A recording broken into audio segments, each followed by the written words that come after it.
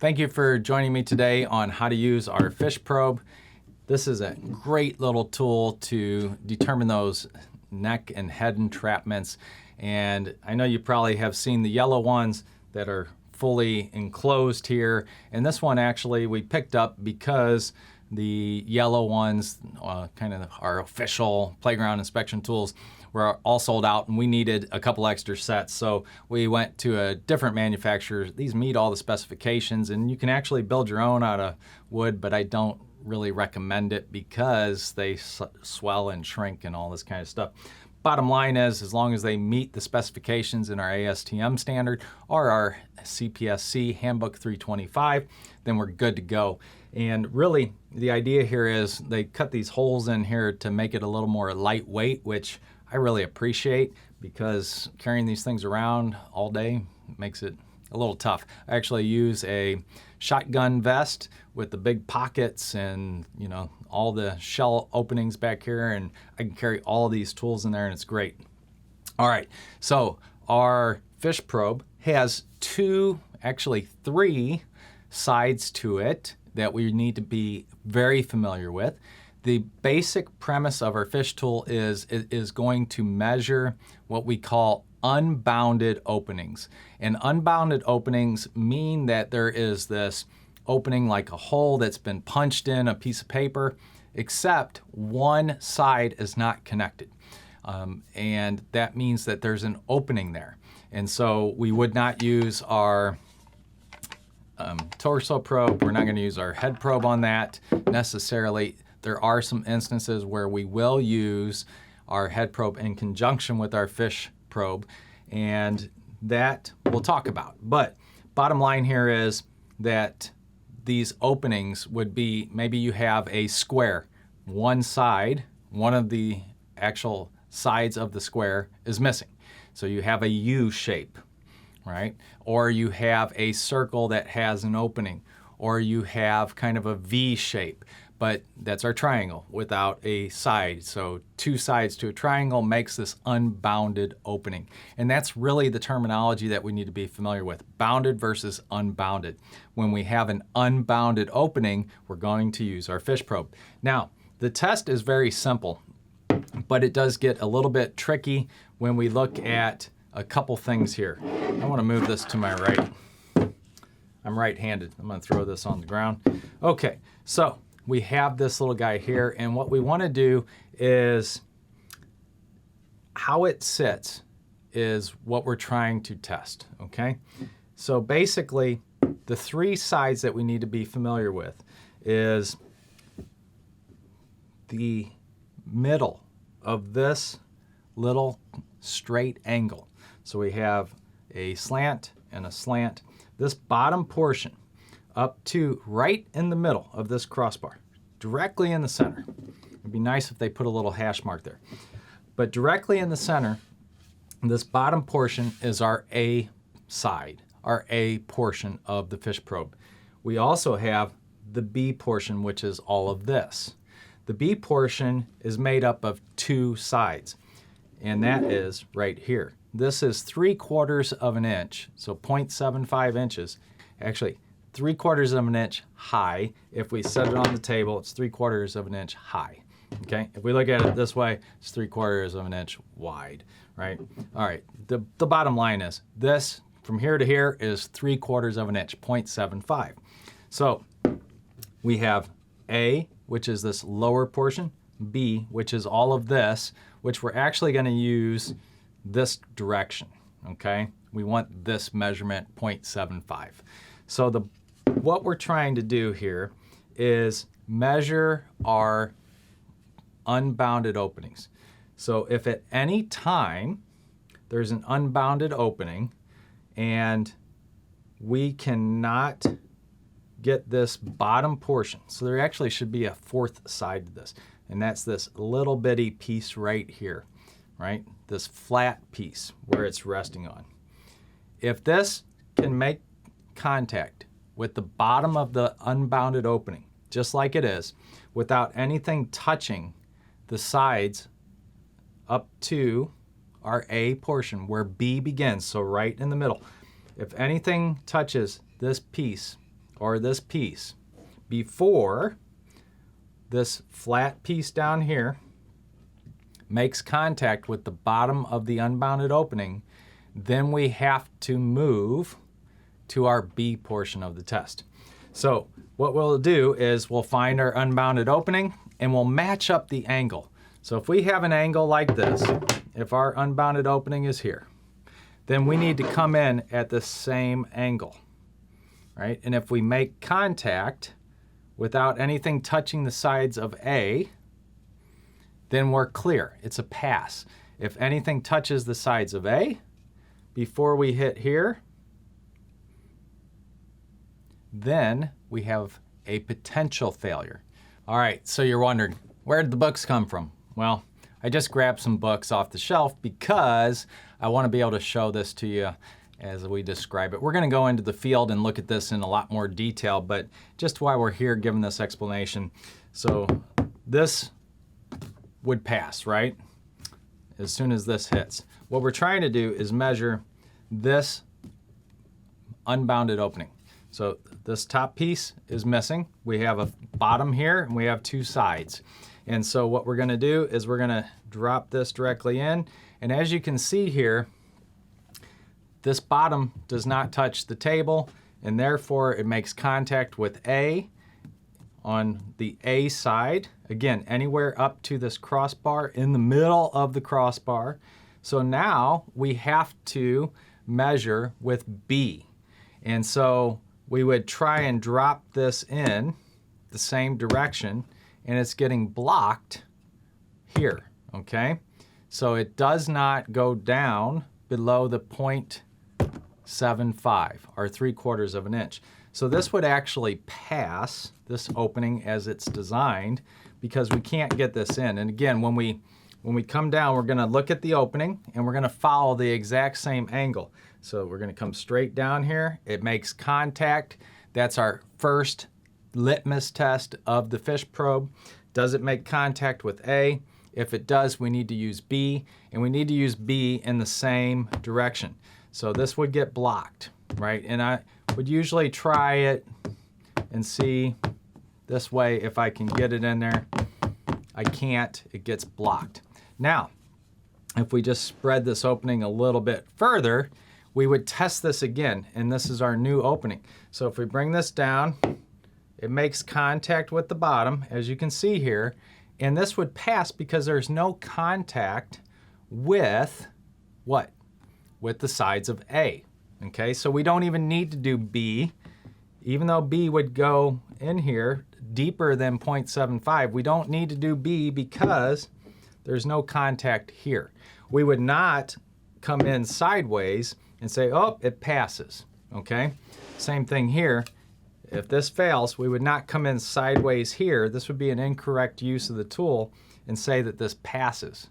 Because again, we want to look at it at the most dangerous way.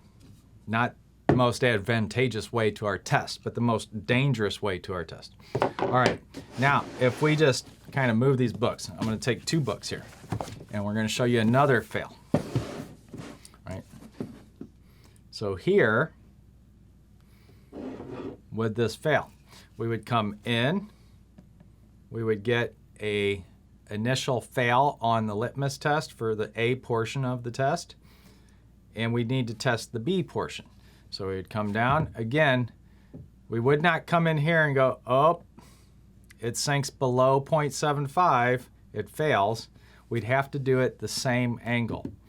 So this would pass because, again, it cannot go deeper than the 0.75. In fact, it can't even get in there. So now we may want to look at it in a different way. We may want to put an angle in here. If we can, let's just create our own little angle.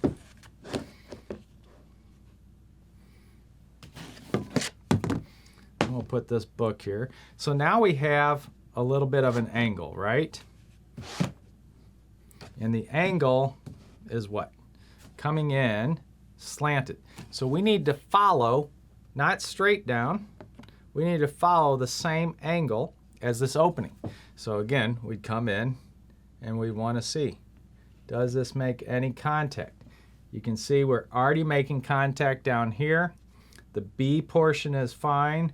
There is a little contact on A, but not on B. So that would pass. And again, this doesn't matter because this passes this direction. Okay, so that's how you need to look at it. You need to look at it from the angle that it's going in. We'll go out into the field. We'll look at Joan and Jamie actually using the fish probe, finding our unbounded openings, testing these different things. But what you need to know here is that A portion is all the way up to this middle, the exact center of our crossbar where this flat edge is. The B portion is all of this, and the B portion is going to be measured at this 0.75. So you have A. If A makes contact on either side of our unbounded opening, then we need to go to B, and we need to come in at the same exact angle. If I'm going in at this angle, I need to come in at this angle. Now again, sometimes you may put the T portion of this fish probe this direction, and you may do it this direction. Usually it is which part of the torso is going to go through the equipment and which part of the head. Again, this is the head and shoulders. Head and shoulders of the student, right? So this is the head. Again, head portion, shoulders. Head here, head, neck, shoulders. And what you're trying to do is see if they're going to get caught right in here, right? So let's take a look at this opening, okay? If we come down, these are close together, that's a pass because it gets blocked. If these open up just a little bit, oh, that's a fail because our A portion touches. If we switch this to the B portion, it's going to slide right through, and that is our strangulation entrapment hazard. So again, once this goes down past the 0.75, then we got issues. If this was built up to right here, and it only went in, and it didn't go all the way down past this 0.75, this would pass, okay? So I know this is getting tricky, but bottom line is, if it goes in, makes any contact with the A portion, we have to go to B. If it sinks below the 0.75, all the way down or just a little bit, it's a fail. If it's above, it's a pass. And you can kind of do it both ways, okay? You have to follow the angle. So this would be an incorrect test. This would be a correct test, okay? So with that, we'll go out in the field, we'll take a look at this, we'll explain a little bit more.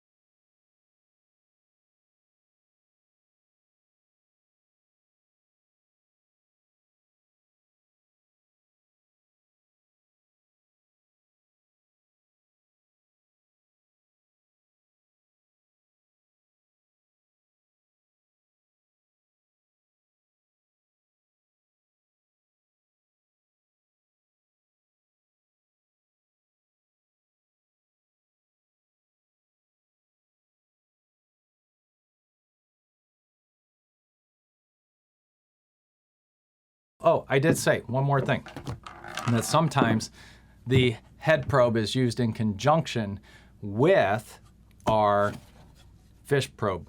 The idea here is, imagine this. We'll see if we can find one on the playground. Usually we're not going to find them because they're not supposed to be there. But imagine you have a circle and a board, but it's not open, and imagine that you have that failure point, right? So you have this, where you have a very thin opening on the side of the board.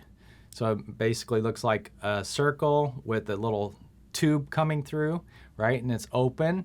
And this would slide down, so this would slide through the tube and go into our opening.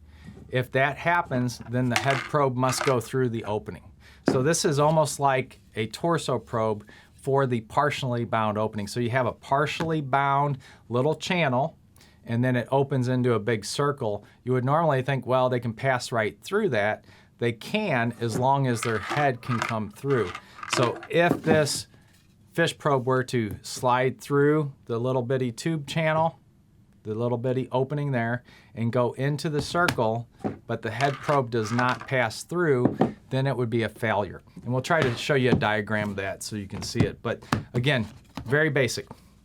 A portion, this portion down here. B portion, all of this. It's really the 0.75 height or width, depending on how you're looking at it, that you're looking at. And this extra portion here, if this makes contact with the bottom of our unbounded opening, it's a pass. And that's as simple as that. So, questions? Put them in the comments. We'll be happy to answer them. Thank you for attending this training, and I hope you have good success using this. And if you're taking it for the test, good luck.